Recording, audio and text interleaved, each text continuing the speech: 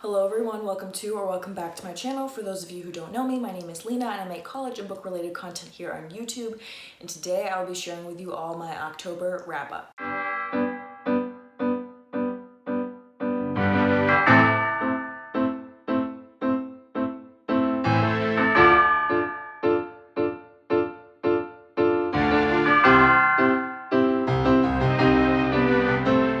Wondering where I am in this lovely little setting.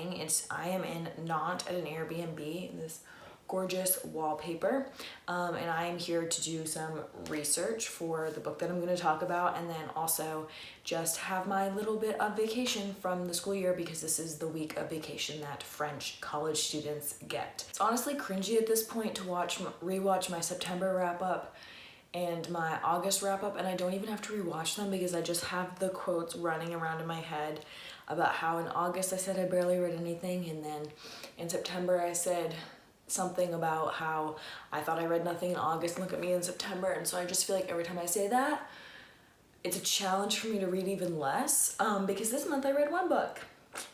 Congratulations.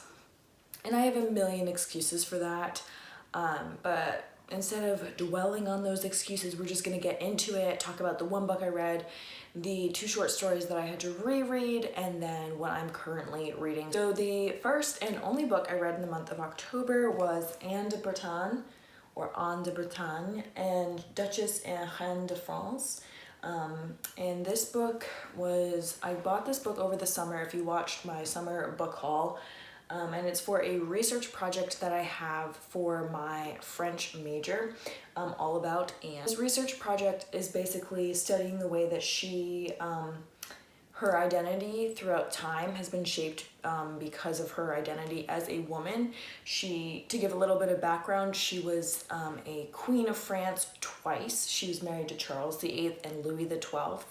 And she was basically right around the end of the Middle Age, the beginning of the Renaissance in France, but for the most part she's considered a middle-aged queen. The only queen of France to have been queen twice, but at the same time she was queen, she was also Duchess of Brittany, and so Brittany was a independent duchy that France was attempting to annex and bring into, and that process basically started with the marriage of Anne. The other reason why I read this book, obviously it's for my research project, but I actually had the amazing opportunity to interview this author next month. So I definitely wanted to read and finish the book before I talked to her. She is an expert historian, and really does a lot of work with Anne, the Middle Ages, and French history in general. So I'm really excited to talk to her and formulate my questions and have a wonderful discussion about Anne, the time period, anything like that. But I gave this book 4 out of 5 stars. I really enjoyed the way that this book was organized and split up into chapters and then subgroups within each chapter. It made it really easy to read. It made it really easy to follow along and kind of comprehend what was going on, as well as fit into different themes and different ideas. I also really appreciated the historical context. I've already done some research about Brittany, the time period, Anne's life before Anne, what led up to Brittany being annexed, that kind of thing. But I really enjoyed learning more about the historical context and going a little deeper into that, reading more about the other women of this time period, because that's something really interesting to compare to Anne's life, and that might be added to my research project as a different lens to look at it. I also really appreciated the images. The images were a surprise to me when I was reading it on the train on the way to Nantes. All of a sudden I ran into full-on color images in the middle of this book, and I have owned this book since July and just didn't know that those images were in there. So that was a nice surprise, especially because they were referenced throughout the book and I was able to look at them and study them. So I think that was a great idea to have the images in there. And finally, I just think this book provided a really comprehensive overview of Anne's life, her different achievements and different roles that she played throughout her life, as well as what her legacy was after her death throughout the centuries, because it's been many, many centuries since she was alive, and how her identity has played a role in Brittany's idea of a identity today in modern day France, as well as her impact upon future queens and kings to come. Yes, I definitely do recommend that book if you're interested in all at Anne and Brittany. Obviously, it is in French, and I don't know that it's been translated into English yet because it came out this year. But yeah, I do recommend.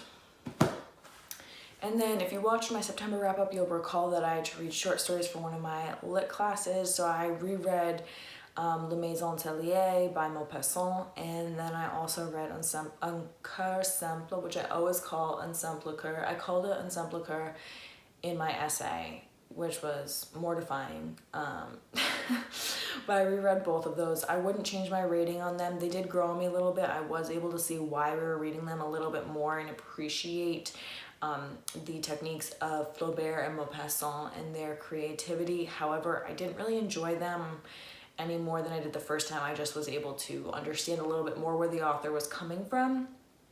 So those stay where they are. The book that I'm currently reading is These Violence Delights by Chloe Gong, and I bought this book as an ebook through Apple Books because it was $1.99, like some special deal. I really just wanted to read an English YA book. It's just what I was craving.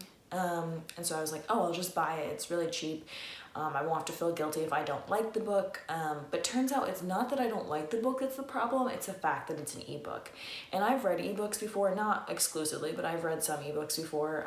I finished Indiana as an ebook. I read Candide as an ebook. So I've read ebooks before. I am really struggling with ebooks right now because obviously this book was in French, and so I really just wanted an English book. But even though the ebook was in English, I just still have no interest in picking up my computer or my phone and reading it off of that. It's just so almost repulsive to me, but I'm about a third of the way through the book and I am enjoying it. I just wish I had a physical copy of the book. I'm obsessed with the whole mafia and gang setting, the retelling of Romeo and Juliet. I just love the tension and the different dynamics between the two families. It is so addicting to read, and I'm so engrossed in that part of it. I also think that it offers an interesting exploration of colonialism, which is definitely relevant and necessary to read. But I do think it's a little bit on the nose. Obviously, I'm a little bit over a third of the way through, and I am enjoying it, but I just think that it could be handled a little better. But I hope to finish that this vacation, maybe, because I really just want to finish it and get done with it, so I can share my final thoughts. That is the book that I read for the month of October. That is so embarrassing to say. If you have any questions, book recommendations, video recommendations, feel free to leave it down in the comments below. And coming up next week will be a travel vlog of here in Nantes. Thank you so much for watching today's video, and I will see you all next week.